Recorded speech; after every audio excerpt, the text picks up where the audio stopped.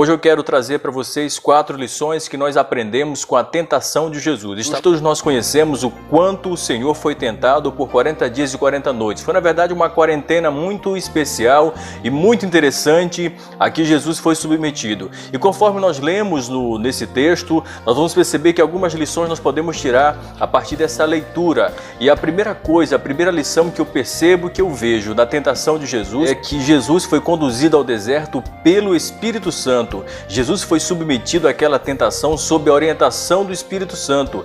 Eu aprendo com isso é que quando nós nos colocamos à disposição do Senhor, quando nós colocamos a nossa vida à disposição do Espírito Santo, nós vamos entender o que disse o apóstolo Paulo: não vivo mais eu, mas Cristo é quem vive em mim. Isso significa que quando você coloca a sua vida nas mãos de Deus, Deus sabe o que fazer melhor com a sua vida. Ele não foi para uma praia, ele não foi para uma chácara, ele foi para um deserto para estar jejuando e, além disso, ser tentado por Satanás. Eu entendo com isso é que quando nós colocamos a nossa vida à disposição de Deus, nós podemos passar pelos piores lugares do mundo. Se Deus passa conosco, tudo passa a fazer sentido.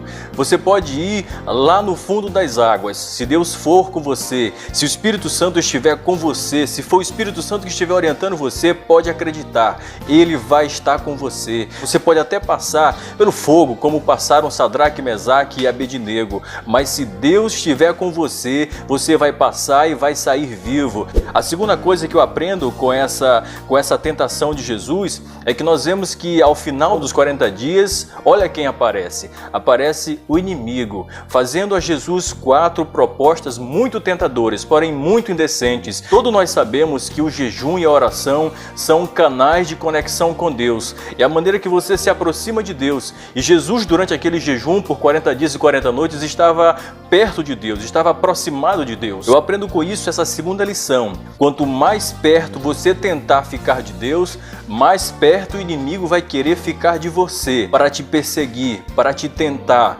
para fazer com que a sua fé seja destruída, para tirar a tua estabilidade. Aquelas pessoas que estão afastadas de Deus, aquelas pessoas que não têm mais compromisso com Deus, o inimigo nem se preocupa mais com elas, porque ele já sabe que essas pessoas pertencem a ele, essas pessoas já estão perdidas.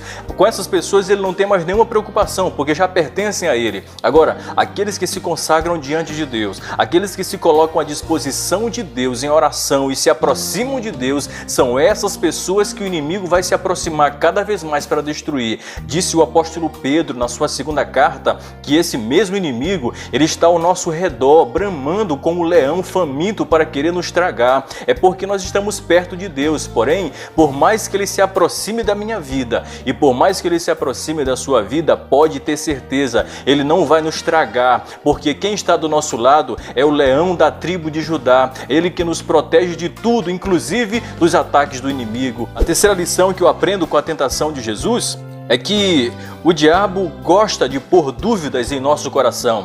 Você percebe que Jesus Cristo, quando ele acabou aquela quarentena, aquele jejum muito difícil, o inimigo começa a chegar para ele e dizer, por 2 vezes, foram 4 tentativas, foram 4 propostas, e em 2 delas o inimigo chegou e disse: se tu és o Filho de Deus, transforme essas pedras em pães. Se tu és o Filho de Deus, joga-te desse pináculo daqui para baixo. O inimigo ele usa a expressão se tu és o Filho de Deus.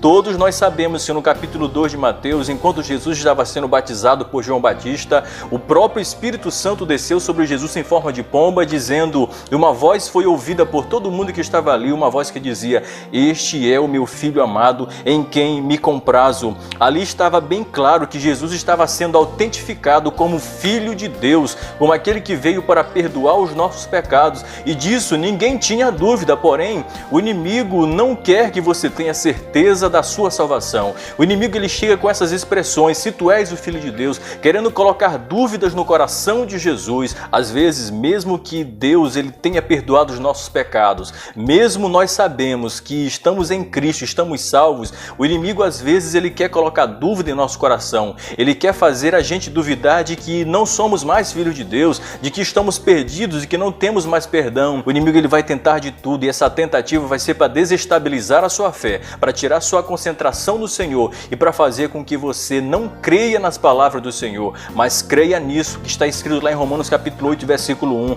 Nenhuma condenação há para os que estão em Cristo Jesus. Uma quarta lição que eu aprendo com a tentação de Jesus é que o inimigo, ele usou a Bíblia, perceba disso. Ele usou versículos do Antigo Testamento para colocar sob prova Jesus Cristo. Sabe o que é interessante? E aqui está a quarta lição, é que Jesus refutou todas essas tentativas de Satanás com a própria Bíblia.